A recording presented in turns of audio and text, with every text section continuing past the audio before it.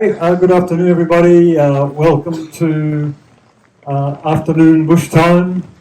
My name's Andrew Pengelly, and my talk is about the Woodford Herbarium Project and basically plants growing around Woodford and and just trying to get people a little bit more in touch with the plant world in general, and in particular some knowledge of the amazing plant variety of plants that we have here at Woodfordia. So before I get into that, I just wanted to highlight a couple of books that I think are really valuable if you're wanting to delve a little bit deeper into, first of all, the identification of plants, but also just the appreciation of plants in general. So I want to start on the more general idea, because here we're really about biodiversity, as you know, and we've been hearing about butterfly larvae and spiders and all those sort of things. But without plants, we wouldn't have any of those. We wouldn't have hardly any, life forms here on Earth. So plants have been around for millions and millions of years, and there's a lot of things we can learn from plants. And there's a number of books that have been inspiring me in recent times, and a current one is this book called The Nation of Plants, which I highly recommend. It's something you can read in a couple of days. A radical manifesto for humans. And it really is teaching us about life from a plant's point of view. And it's kind of highlighting a lot of the things that perhaps ways in which we as humans are going wrong, and how there's a lot that we can learn from plants. And if nothing else, everyone should read the last chapter, I think, which is the address to the United Nations General Assembly by the representative of the Nation of Plants. And it's very educational, believe me. On a slightly similar theme, and hopefully we're going to have Dr. Franks here tomorrow, a biologist, talking about mosses. And on that theme, there's a wonderful book called Gathering Mosses. And it might sound like a fairly limited topic, and believe me, there's a lot of in-depth information about mosses, but there's a lot of very, very information about the interactions of all the different aspects of, biodiversity, from someone who's a Native American, but also a scientist is able to sort of blend all those points of view together, and teaches science by stories, which is a really interesting approach. So it's really a book full of metaphors and similes and analogies, and almost like she's living her life story and making analogies to how mosses live. And the similarity, for example, between if you're looking at the life of mosses under a microscope and comparing that with being in a rainforest, the similarities, it's quite amazing. So that's another one that I just finished reading. And some of you may know the author, Robin Wall Kimmerer, who wrote another book that's probably more well known and more general about plants, and that is Braiding Sweetgrass. Braiding Sweetgrass. Yes.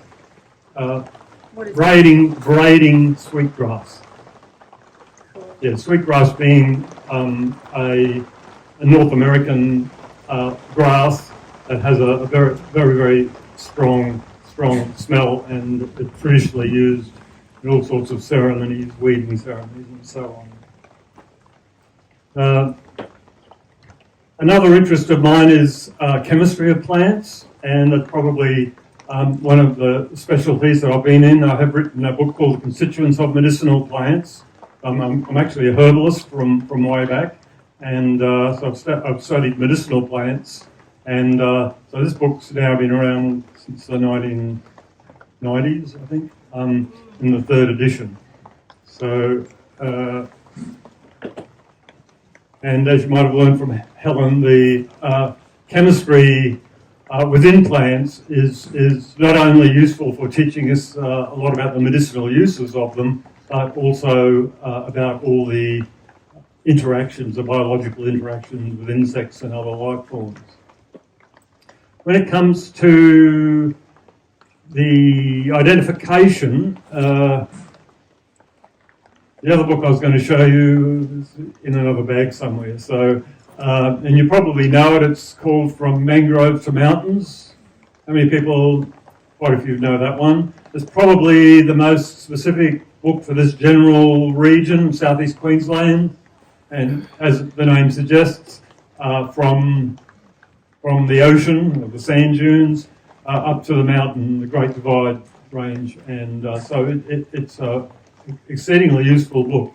Now, when we're coming to study the plants at Woodfordia, we have two different things going on. There's sort of the bush around the edges, which is, in a sense, is typical, probably Australian bush or Eastern Australian bushland, and it is adjacent to a rainforest.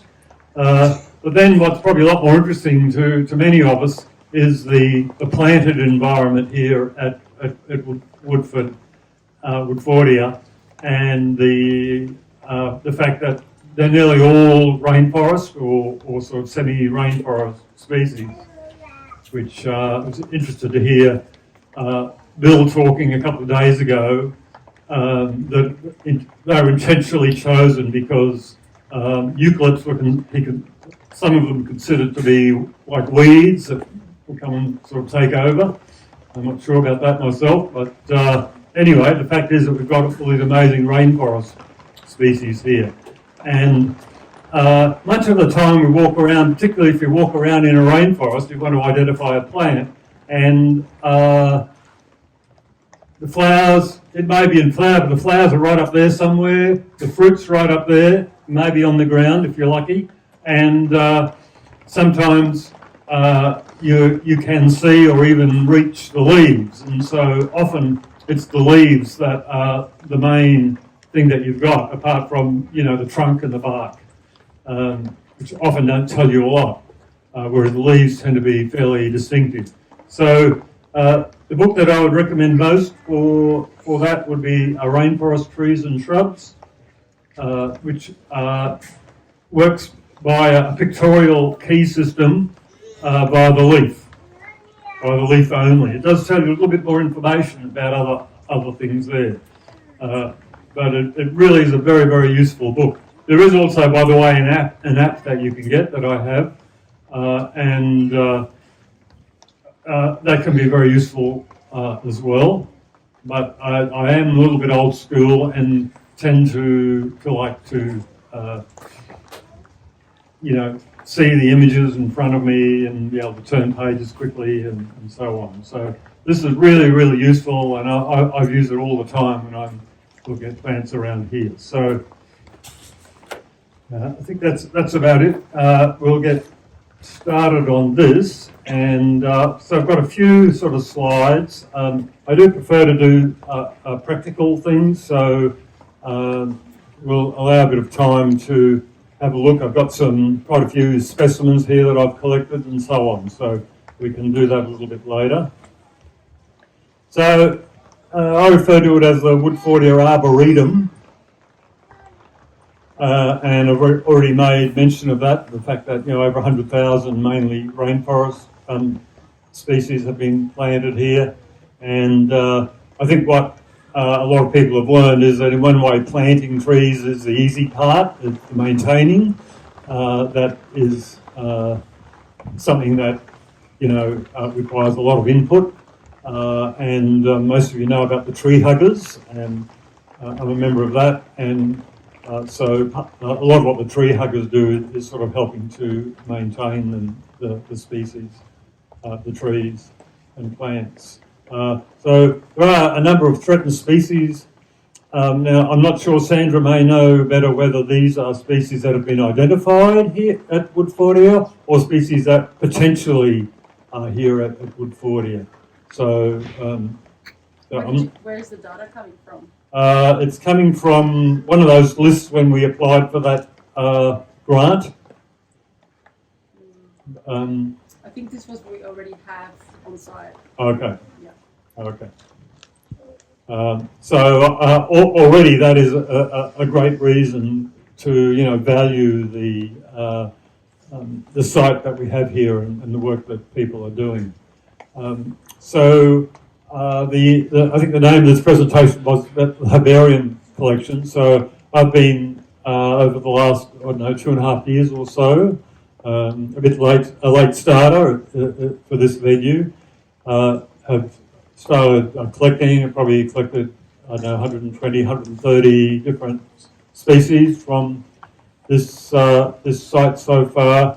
And I'm going to show you some examples of them, but they do perform a variety of purposes, as you can see, particularly in terms of the accurate identification. It gives you like a permanent identification, not only of the features of the plant, but where the plant was found, where it's situated, and a lot of other info, time of year it was collected, so when it's in flower, things like that. And the same process can be used for lichens, algae, and fungi as well. There's a few little differences. You do need a permit to be able to harvest from public land, and public land is like national parks, state forests, council reserves, things like that. Otherwise, if you're on private land like we are here, you basically need the landowner's permission. Okay, so you can't just go out and collect stuff willy-nilly. I also mentioned that if you go into the Queensland Herbarium website, there's a very good sort of tutorial on how to collect specimens. So there's some reasons there for creating herbarium specimens. I won't labour on those at the moment. Anyone who's got a particular interest in this topic can talk to me after, but I'm happy to share the PowerPoint. So they're a great online tool for identifying plants. We've heard a lot about iNaturalist today, and depending on what it is that you're wanting to look at, there's all these online tools. So there's some useful links there. So for the Woodford Herbarium to date, what I've done here is the list of plants, I have divided them into the family order. And you can have a look at some of those in more detail. And here are some samples of specimens. So the one on the left is one from the Queensland Herbarium. So I worked at the Queensland Herbarium for, I think, close to 18 months. And I still go in there as a volunteer from time to time, and which anyone can do, by the way. And as a volunteer, you get to, these specimens come in sort of usually just folded in newspaper with a little label on them, and then the volunteers are responsible for placing them on the strips here on the cards, and putting the labels on, sometimes adding little bits in envelopes and things, and then putting the covers on and writing on the covers and things like that. I do doing this project mainly from home. Don't have all the same facilities, obviously. But here's Iliacus Triflora, which we heard about before as a butterfly species, and with edible fruit. And so I've just got a little home labeler that I use. So it's got the botanical name And at the time, I'm very familiar with it now. At the time, it wasn't flowering, and I couldn't quite work out what it was, so I did get it identified by A.R. Bean, Tony Bean. Some of you may have heard of. He's one of the top botanists at the Queensland Herbarium. But it was quite interesting when I first took it in there, because one of the young botanists sort of identified it as being a croton, and then this other botanist, Paul Foster, was around, and he asked me what I was doing. I was saying, I brought this species in, and they say it's a croton. So it turns out he's like Australia's #1 croton expert. He just took one look at it and said, that's no croton. And they went back and realised what it was. But it's got that silvery back to it, and some of the crotons have that feature as well. But it's also edible, and if you want to see some, just go up the back of the old Cooper's Bar. They call it the old Cooper's Bar now because they moved it down here, but the building's still there. And out the back there's a lot of like bush food plants that are put there, and you'll see quite a bit of it growing in that area. So I think we'll pass over the classification for now. Just some basic thing is to, when you're just starting, you've got all these different plants. Well, how do you classify them? Well, first of all, if you can decide whether they're monocotyledons or dicotyledons, that really helps. Monocotyledons are more like, lilies and grasses. And with dicotyledons are basically the rest. And we're going to have a look at a few of the families, the main families that are here.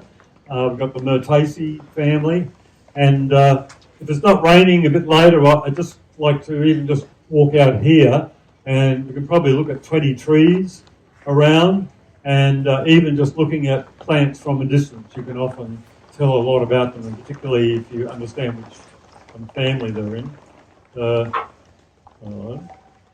So this is Melaleucas, one of the paperbarks that grows around here. In the Myrtaceae family, and that family also has eucalyptus, corymbias and angophoras. Surprisingly, I've got lists of all of the plants from Woodfordia, and there's only about 5 or 6 eucalypts here. Most unusual. Backhausia myrtifolia, some of you may know the lemon myrtle. Leptospermum. I'm particularly interested in these because they are essential oil producing plants, and so I've done some demonstrations here of distilling like lemon myrtle oil, for example, from the Backhausia. So one of the things about the Myrtaceae family is that they're nearly all high in essential oil. The photo on the left there is a place where I'd grown a lot of them, and it's harvesting the. This is the lemon-scented tea tree, which is also a good essential oil producer, and that's these are the herbarium specimens. So this has been mounted onto some paper there and labelled and so on. Syzygium, lily pillies, we have a lot of those around. Mostly they're flowering at the moment. Some of them have the immature fruit. And as most of you probably know, they're quite edible. The oleosum is a particularly good one at the edible stage. You can see they have the real purpley, dark purpley coloured fruit, which distinguishes them a little bit from most of the others, which tend to be more reddish.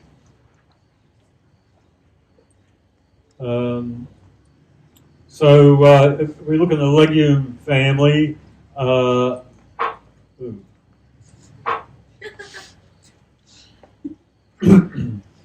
computer, PowerPoint sometimes just does these things. I don't know how they do it, and I try, and I don't know how to undo it. I did try. I can help you, but it's quite funny and good. Yeah, it's not a problem. Except when you've got headphones on, and that noise is quite loud. So it's quite strange, and I don't know many people who have an interest in taxonomy. Most people kind of just glaze over when it comes to, you know, identifying and botanical names and how they all keep changing and stuff like that.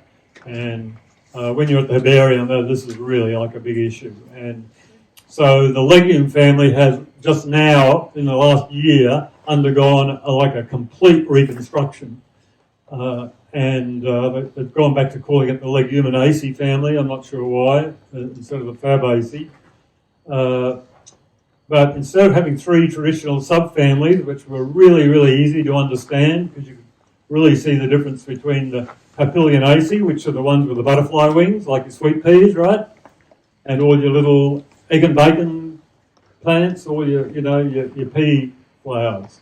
And the Mimosaceae, which is basically your mimosas and acacias, your wattles, they're pretty identifiable. And the Caesalpinaceae, which we have the Barclaya, which is one of my favourites, and it was all in flower last year, but here at Woodford, but it's not flowering this year, so strangely enough, but it's just a magnificent flower, as you can see. But also in the Caesalpinaceae, the Cassias that were being talked about before, and Sennas, which there's quite a few of around here. But as you can see now, they've got different subfamilies, and there's a paper about that thick, if anybody's interested, with about 100 authors, one of whom's from the Queensland Herbarium. So what tends to happen is most people have to get dragged along kicking and screaming when there's major changes in the classification, and it may go on for decades. People will keep using the old terminology. And I'm certainly still using the old terminology for the subfamilies of legumes at the moment. And here are some crotallarias, for example, typical papilionate type with the butterfly shaped flowers. And I think this one is a native, though some of them are, we have exotic ones as well. Acacias, this is the common like green wattle. Around here. Fig families very well represented as well, particularly by figs, ficus. So we have Ficus virens, which has the amazing venation. So patterns of venation are one really good way to distinguish many species, particularly species of the same genus that might look alike, but there are often quite differences in the patterns of the veins and with how prominent they are. So other things you might look at are the long petioles. It's a long petiole holding that leaf there. The arrangement of the fruit, as you can see here, is just along the stem. The fruit, in this case, don't have stems or stalks on them, as they will in many other species. Sapondaceae, possibly the best represented family here, because most of the Sapondaceae are rainforest species. Not all of them. You have things like hop bushes, which you just find out in the general bush, but so many of them, like the tuckaroos that are all around here. You can see them from where I am. I can see them in fruit. This is the tulip wood. Tulip woods. There's one right over there. It's in flower at the moment. Jaguar pseudorus is a classic rainforest tree around Brisbane. And Teochima tenax is one just up there as well. So we should get to have a look at those a little bit later. One of my favourite families is the mallows, and the mallow family has now been enlarged, if you like, to include things like brachychitons, the currajongs and flame trees, and are now part of the mallow family. This is actually from a shot from my garden. This is an okra, not a native, but all plants fascinate me, wherever they're from. I prefer to grow natives. It has a beautiful flower, as you can see, classic sort of mallow flower. And this one up here, do people know the peanut tree? There's a few of them here around, but they're very common in this part of Queensland, and very spectacular fruit, as you can see. And those little seeds inside are perfectly edible, and they do indeed taste like, you know, a kind of slightly bland peanut without the salt. Androcalvia fraseri, one of the plants you would see all around Woodfordia at the moment, in blossom with white flowers at the top of the tree. If you see any like that at the moment, they are probably these Androcalvias that were previously called Commersonias. And they are now in the Malvaceae family as well. Rutaceae family is one of my absolute favourites, and those of us that were on the walk, I was talking a little bit about that this morning. And in fact, this is the plant that we were looking at, but now it's in flower. Medicosma Cunninghamiana, and feature of that is the very aromatic leaves. Flinders brayliana is actually this tree I photographed this time last year, and it's just over there, and it does have flowers, but it's only a few. But last year, as you can see, it was just totally covered in flowers. Got more of a close-up of them there. So this is commonly called the Queensland maple.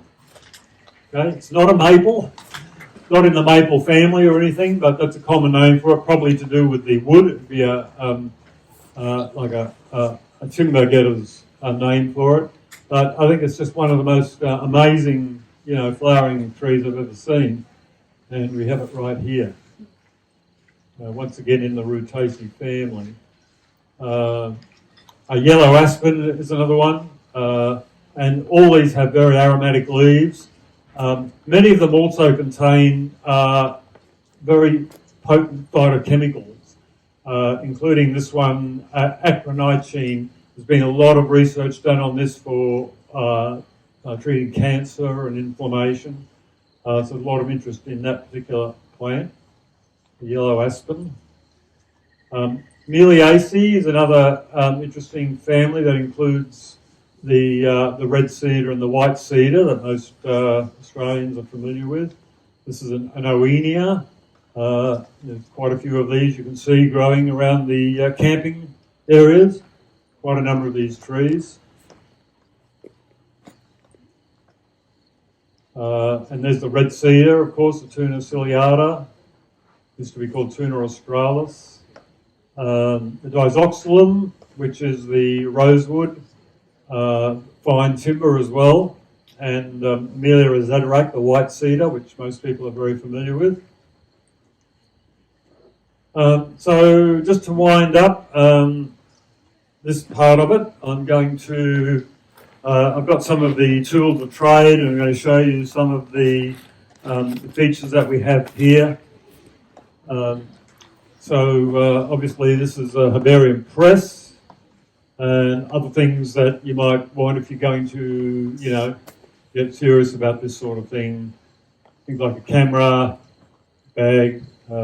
People often ask, you know, what the hell do you want the dental floss for? But there's one method of actually attaching the plant specimen to the sheet. And it's actually a very effective way because it's almost invisible. You almost can't see them, and a lot of the methods that are used, using tapes and glues and things, tend to deteriorate the appearance of the plant somewhat. So that is a good method. You need a field note, secateurs, tags, stuff like that. And there are some good resources there. I won't go through all those, but if anyone wants to get any of those. And what I'd like to do for the remainder of the time is actually, you know, show you some specimens. I can, if you're interested, I can show you how to mount them. And I'd also just like to spend the last 10 minutes or so just looking around at some plants. Does anyone have any questions? So what I'm going to do is show you some, these are some that I've actually just collected since I've been here. So every time I come, I usually end up with another, dozen or so specimens, and today is no exception.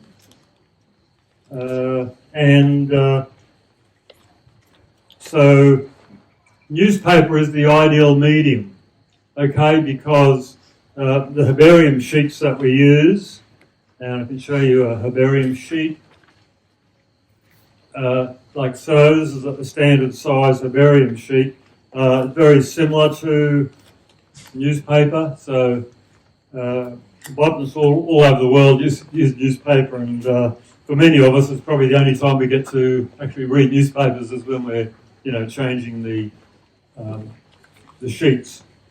So the idea then is that we're turning a three-dimensional object basically into a two-dimensional object for storage sake. We have to dry it, get the moisture out of it, so that it preserves well. So I've got this one here is the one we used to call Beckia virgata. A lot of people would know that. It's now called Sanantha colina. This has been done using the dental floss method. So you almost can't see anything there. And when I do them, I'm very minimalist, so I just put on, even if I'm using tape, as little as possible, just to hold it in position to try and keep the natural look and to show as many features as possible. And you also need to dry them well, and that helps to maintain the colour. How do you dry them? This is a process of the drying right here. Okay, so uses cardboard in between all the sheets of newspaper. So typically there'll be one of these, and newspaper specimen, another one of these. Okay, so that helps with the airflow. Okay, and also if there's excess moisture, it will kind of take it up as well. And the idea then is to put pressure on them. So you can use that with a belt like so. When I'm at home, I tend not to use this method so much because every time you want to get to them, you've got to unbuckle it all and so on. So you can just use some heavy weights just to keep it down. Keep it in an airy space so that you've got ventilation and a dry, warm space ideally is what you're going to be wanting. Okay, so let's see what else we've got here. Okay, yeah, this is what I wanted to. So Helen was talking about the Senna before.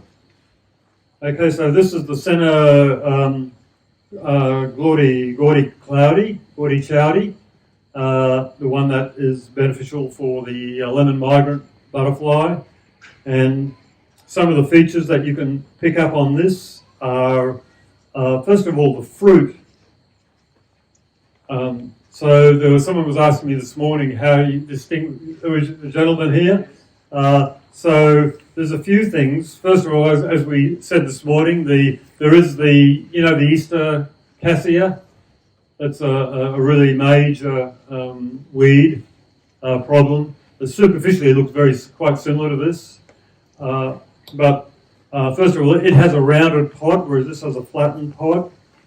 Another feature that distinguishes this is the pod is kind of compressed between each seed. Did I drop something then? A little flower, I think. Another feature that we mentioned this morning, those that were with us, is if you look at the base pair of leaves, there's a little gland that sticks up. Is another feature. The number of, also these tend to be hairy. The stems, it even feels like soft hairs on it. Where most of the Cassias aren't like that. They tend to be more shiny. So there's a number of those features, and they're well preserved, and you can see that the flower, that it does look quite similar to that Easter Cassia. So this is a really good time to get it because it's got both flowers and fruit on it at the same time, which is ideal. So I'm going back and getting the same specimen of the same plant at a different time, just so I've got the different parts of the plant.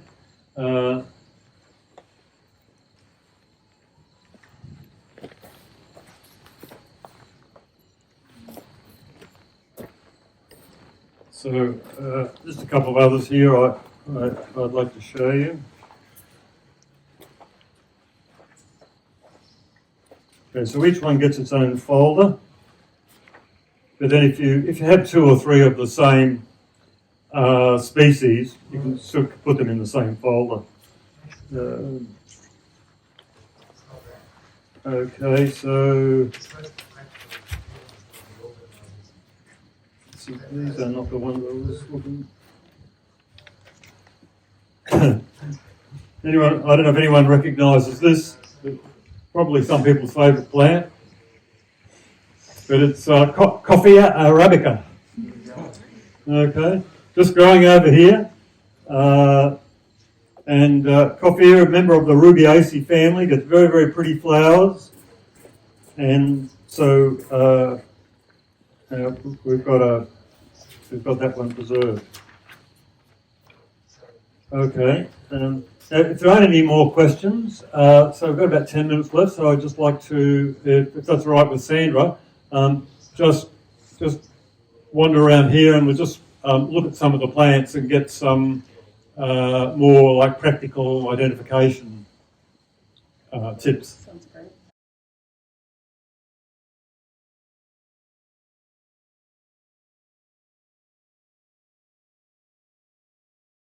So if we look straight up, we can see obviously eucalypt, right?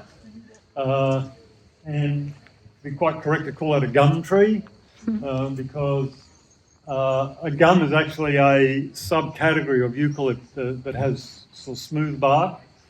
So that has smooth bark, even though there are some sort of rough pieces of rough bark, but you can see they're just kind of strips, but the underlying part is smooth.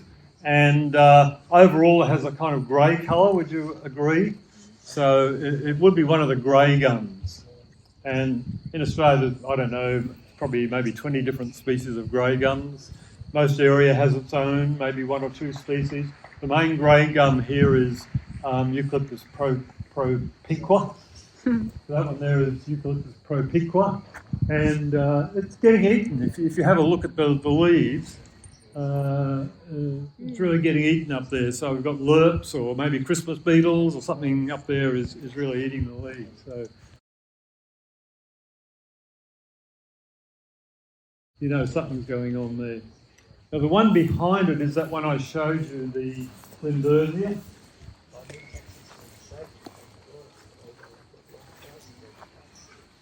So you can you see the blossoms? Not that many, but they're still quite big, aren't they? Mm-hmm. Another feature of it is look at the leaves. They're really huge. So this is a feature of a rainforest specimen.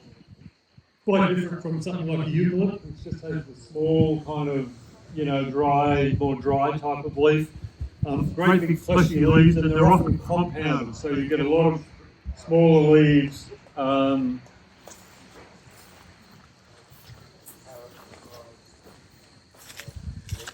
Small leaves that are, or leaflets that are forming one. So that is the one leaf, a compound leaf, with all these individual segments. And so that's very typical of a rainforest type specimen. You can see the leaves are really, really shiny, which is another adaptation. When you're out in the dry bush, you don't see the shiny leaves so much because they need more protection. So they usually have a lot of hairs and scales and things on them. They usually have more dull colours. If you're looking at things like Rutaceae, so notice it's got terminal leaflets. So sometimes they're just in pairs. And then sometimes they're pairs and then there's one single one at the end. So there's different terminologies for that. And the little stalks or petioles that hold the leaves, the size of those. We can see it's food for somebody as well. Okay. So one of the things I've learned since coming here is not to be worried about that, but even to think it's a good thing because it's feeding some critters out there. We might know what they are, but we know that it's feeding something. Okay, so they're in the that's in the Rutaceae family.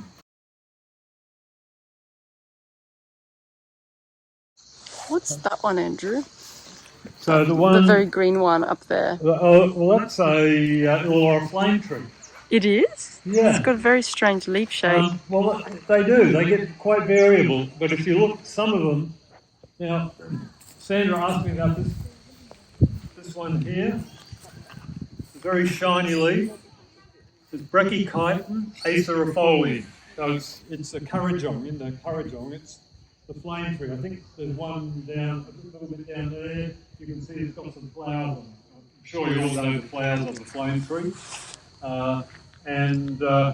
But the name is Brachychiton acerifolium. Now, does anyone know what acer is? No. Maple. Maple. So I tell you it's got flowers like a maple, right? Leaves, folium, leaves like a maple. And they're actually quite variable, and they're not all, but we can see some here that are sort of maple-like. Other times it's much more specific. So this used to be in its own family, so its own family, but a family called the Circuliaceae, which also includes things like the chocolate tree, the cocoa trees, and things like baobabs. So it's a pretty interesting family. But all of those have now been lumped in with the Malvaceae, with your hibiscuses and things in the Malvaceae.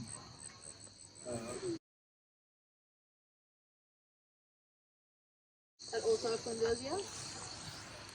That is probably not a Flindersia. I'd say it's probably a red cedar. But it's, your observation is good in that it's got a compound leaf, similar kind of leaf pattern. They're obviously smaller leaves. And I'm pretty sure that one's going to be a red cedar, which is Tuna ciliata, in the Meliaceae family. I think the Meliaceae and the Rutaceae are quite close relatives. Often I'll see plants, I won't know what they are, but I'll think, okay, it's either Rutaceae or Meliaceae. They tend to have the compound leaves, and even the flowers have similarities. Why do they call it a red cedar? That would be a wood. So most of the common names of Australian trees were given by the woodcutters. Came in, and so their only point of reference was the European or the Northern Hemisphere plants from where they came. So we have maples and ashes and oaks, and none of those actually grow in Australia. But we use the names, particularly for the wood. So it might have been something that could be used for similar uses to what maple would, or cedar, in this case cedar. Obviously, cedar in the American red cedar is completely different. It's a conifer, but it's a highly valued timber. And as you probably know, in Australia, red cedar is our most highly valued timber, though of course within about 50 years I managed to eliminate about 99% of it from Cape York Peninsula down to Victoria. So it's a bit like the chestnuts in North America. Once the tallest and most dominant species, whichever part of the forest you went to, and now you can hardly find one because they succumb to diseases and so on at the end of the whole process of being reduced to a tiny population.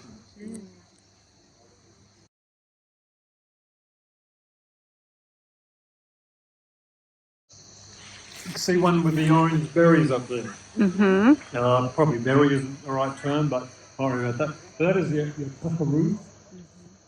So you know that one. Possibly be the most common plant when you walk around. Woodfordia. Self-reproduces very easily, so grows very quickly. What? It self-reproduces very easily, like from the seeds. They would It's growing self-reproduce, yeah, everywhere, they seed very, very heavily. These are in the Sapandaceae family, I showed you before. And the Sapandaceae family nearly always have compound leaves as well, so they're another one you've got to look into. In fact, there's one over there we'll go and have a look at now. Can you eat the fruit? You can, but it's really not recommended. Probably won't do you any harm. I think we're probably out of time just about, but I'll show you another one over here. If anyone wants to look closely, you'll probably find some little flowers on that. This is Harpula, Pendula. See some flowers here? Yeah. Little kind of star-like flowers. Yeah, quite a lot of them up here. So we're going to continue. So this is commonly called tulip wood. I have no idea where that name comes from. Tulip wood don't really seem to go together. In America there is a tulip tree that is used as a timber tree, so maybe it's some relation to that, I don't know. Harpula pendula is the common name. Not slightly pendulous, I'm not sure that's a great name for it, but you know, that's the name. In the Sapandaceae family, and yeah, quite attractive little flowers. It's a rainforest tree. That's a rainforest tree.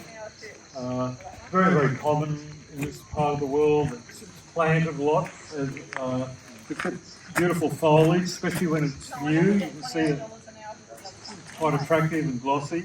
And you find this planted as a street tree in Brisbane. You see a lot of it in the streets and front gardens. It doesn't get too big, you know. We've got one in our backyard. What's the purple leaf over there? Is that also Sapiesia? Got the compound leaf? I was looking at that before. I was sitting around looking at that. I was trying to work out what it was for me. Okay. It's funny, these things can be right around you and you don't notice them. So I have to take a rain check on that one.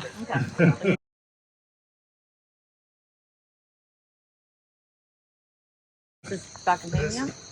Yeah, this is a Buckinghamia. I'm not sure, I mean, they're Queensland native. I'm not sure whether they're native to around here, but they're very widely planted as a street tree. You see hundreds of them in the street. And you can see the ivory curl. You see flowers. You see the flowers up there? I think they're just buds at the moment. They will be like pearly white when they come out. Because I've got two, and they're completely different leaves at different ages. The juvenile's got a lobe leaf. Right, yes. Because yeah, I thought I had a firewheel, and then it wasn't too Right. bad. And Well, in the firewheel, they're a proteaceae, and a lot of proteaceae tend to have those variable kind of leaf shapes.